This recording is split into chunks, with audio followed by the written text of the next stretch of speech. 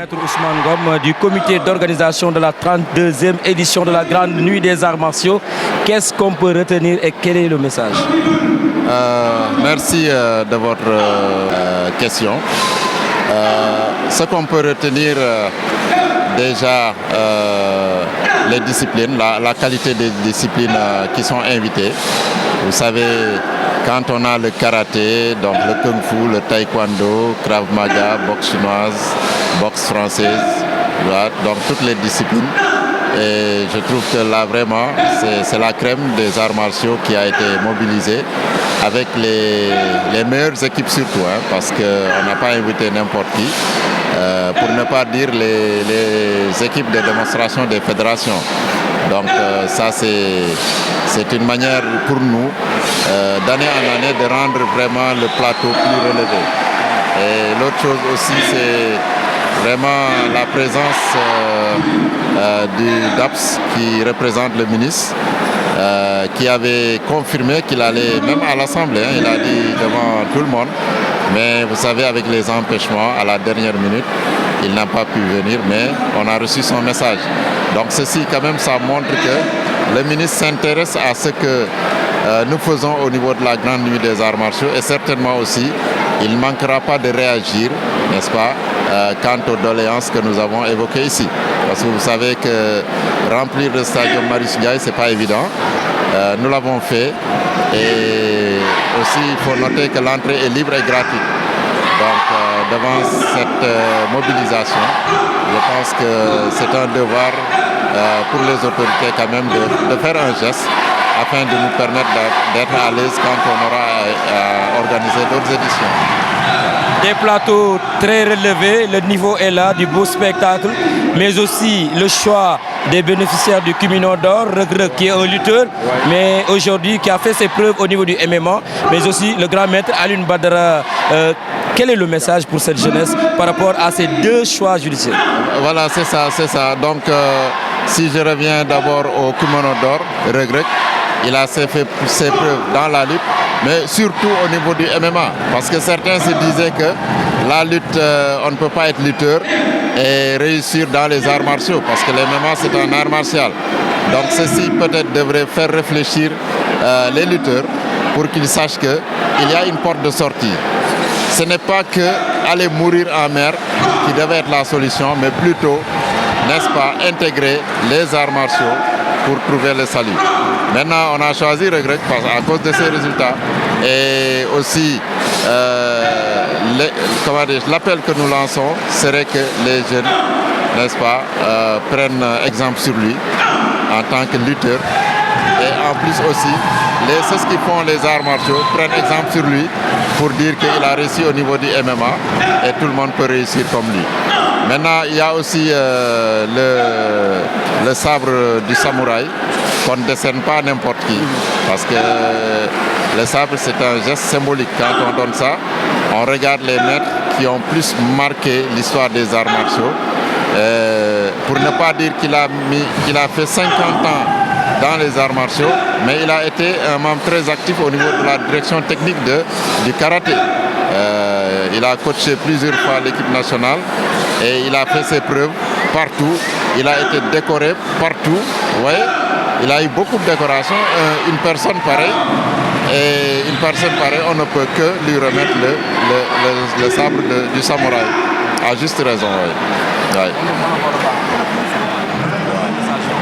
Waaw maa ngi leen di jaajëfal waaw vraiment ren aussi grande nuit bi li particularité bi mooy que ne chaque fois dañuy xool discipline yi gën a taxaw ñu invité leen parce que dañu bëgg chaque fois rek li ñuy won public bi mu nekk loo xam ne day nekk lu rafet donc moo tax plateau bi ren c'est très relevé démonstration yi jaar na yoon ak aussi itam personnalité yi fi ñëw ren aussi ay personnalité ndax ministre bi ci boppam moom moo waroon ñëw ci dernière minute la am empêchement mais dafa envoyé DAPSam bi maanaam directeur des activités physiques donc ak délégation yi fi nekk sans compter suñu partenaires yi ndax xam ngeen ne géopolice ñu ngi ñuy accompagner mat na fukki at ak ñeent am nañu aussi benn jeune entrepreneur vraiment boo xam ne maître de kung fu la mu tudd Djibi Mangane moom moo accepté dugal xaalisam pour gunge waa kung fu donc loolu wane na que ne aussi nit ñi ñu ngi intéressé wu ci arts martiaux te xam nañ ne aussi arts martiaux dafa soxla ku koy jàppale waaw. bon maintenant nag ñi ñu choisir pour que ñu nekk nominé yi donc Reug Reug ak Sansey Diack donc Reug Reug ñëpp xam nañ ne ci bëre lañ ko xamee woon mais aussi dafa dugal ci bëre bi MMA mu dem nekk fa champion am ay combat international gagné vraiment loolu aussi dafa war a woon xale yi que ne fii ñëpp mën nañ réussir lutte bi mën nañ ci réussir arts martiaux yi mën nañ ci réussir ci moo gën a yomb nga dem ci géej ga naan da ngay tenter immigration fab sa bakkan des fa yow say njaboot ñàkk mu nekk nakar boo xam ne dañ koy dund ba keroog ba ñuy dee kon donc gis nañu que ne d'ailleurs ministre bi wax na ko ci assemblée que ne arts martiaux solution la pour lutter contre l'immigration mais il faudra que aussi les partenaires au développement dugal ci seen xaalis ak aussi l'État du Sénégal fonds d'investissement pour le sport ñu def ci pour que ñu mën a encadrer jeunes yi ñu mën a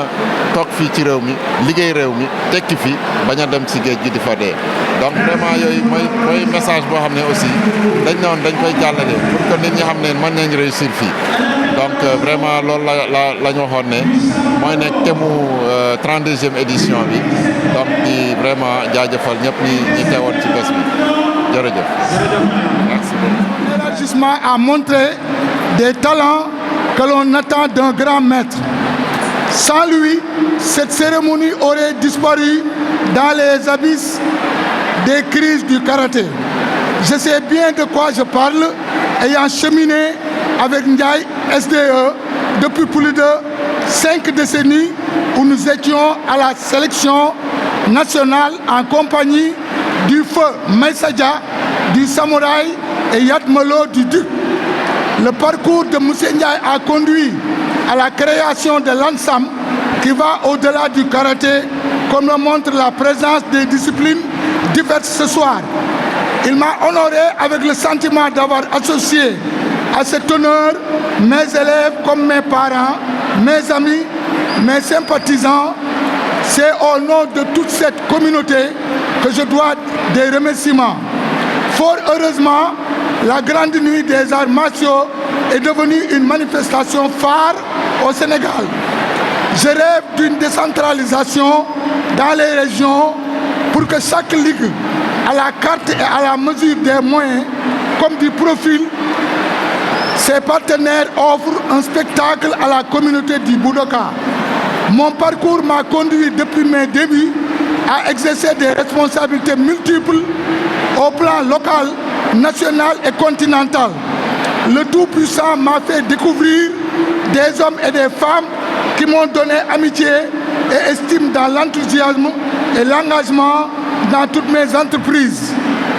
Mon cercle familial, avec mon épouse en tête, suivi de mes enfants, ont supporté ma passion, me soutenant sans recul ni murmure. J'associe à ce témoignage mes élèves, la marche du karaté au Sénégal, comme dans le monde, n'est pas un long fleuve tranquille, coulant doucement sans bruit vers l'embouchure et les fêtes de convulsions. Au départ lié à sa croissance, transformée par la suite en un affrontement pour l'exercice du pouvoir. Nous devrions tirer les leçons de la division dont la rançon est bien une déconstruction du patrimoine que nous avions ensemble bâti. Pour cela, des concessions sont attendues.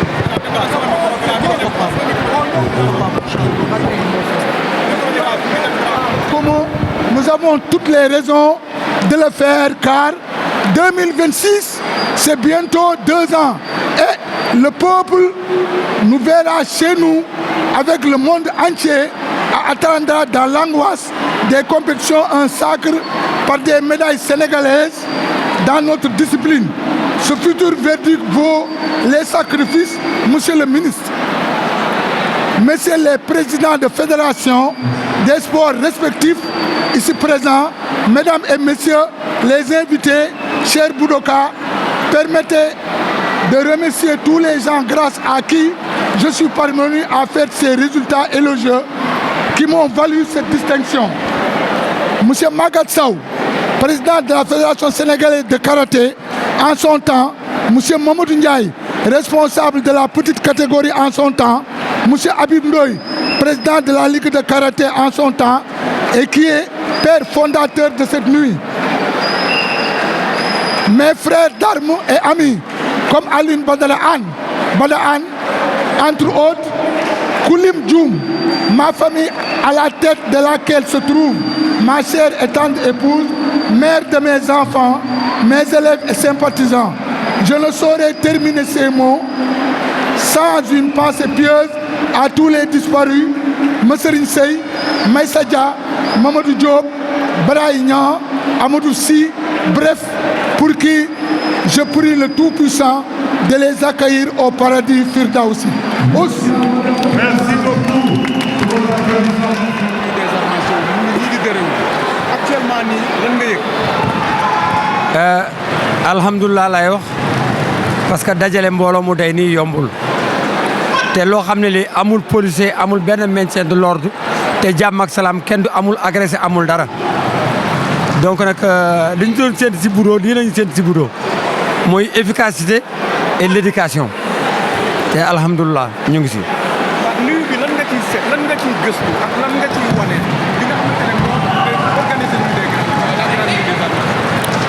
non parce que nuit bi dama ko jàppee comme fête art martial comme fête nationale des arts martiaux nga xam ne benn guddi la ñu daje mu nekk guddi goo xam ne gi guddi mbégte lay nekk te kenn ku nekk indi xam-xamam te ñëpp dajandoo mu nekk guddi goo xam ne gi kaf ak ree moo si nekk te loolu amul njëg. alors dañu gis que ne chaque fois boo ko organisé Marichou Ndiaye day fees lan mooy sa secret. secret mooy déggoog nit ñi déggal nit ñi te loo am nga jox ko nit ñi te nit lu am bàyyi ko ak moom te loo bokk ak nit ki bàyyi ko mu séddal. waaw gis nañ ne plateau bi à chaque fois dafa mel ni da ngay def ay rectification de telle sorte que alors discipline yi ñu retenir public bi ñu ñëwee dañu am satisfaction. waaw loolu dafa am ñoo xam ne nekk sama gannaaw parce que benn nit motul staff bi nekk si gannaaw saa yu nuy bi jàllee dañuy toog waxtaanal seen biir jéem a xool beneen schéma bu ñuy jaar et su boobaa duñ ko appliquer rek te loolu gàcce ngalaama ñooñu. waaye ren mën nañ ne gulet parce que ministre des sports am na fi représentant même bu fekkee ñoom ñëw alors def bi ñëw na fi teewee nii. waaw parce que nuy bi nuyoom la parce que lu tax mu nekk nuyoom parce que moom mooy sunu kilifa ministre des sports mooy sunu kilifa te suñu sañoon nag saa ñu def dara mu ñëw teewee xam liggéey bi fu mu toll parce que tey jii nii soo gisee tey jii ñuy def lu mel nii que fa xale yi kenn ku ne jombal def dara lu bon te kenn ku ne xam ne li war si yow et loolu nag moom mii nga xam ne mooy kilifa gi suñu sañoon dafay teewee moom te mu indi si benn grain de selam pour au moins Sénégal jëm kanam. alors am na défi boo xamante ne moom nga lancé sa bopp muy maanaam internationaliser nuyu bi loolu foo ci toll.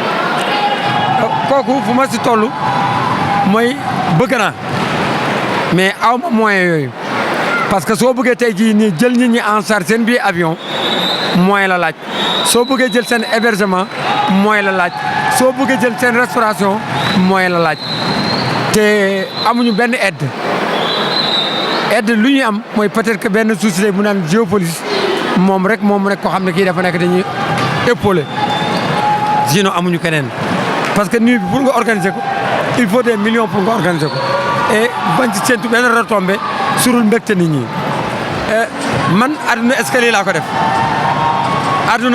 laa ko def saa yoo tegee benn marche war nga yóotaat beneen marche bi parce que saa yoo geesu am na ku la raw te soo xasee bay yéeg bul wàcc waaw mais thème bi xam nga dafa am benn maladie bu ñu dugg si mooy lan Barça mbaa Barsax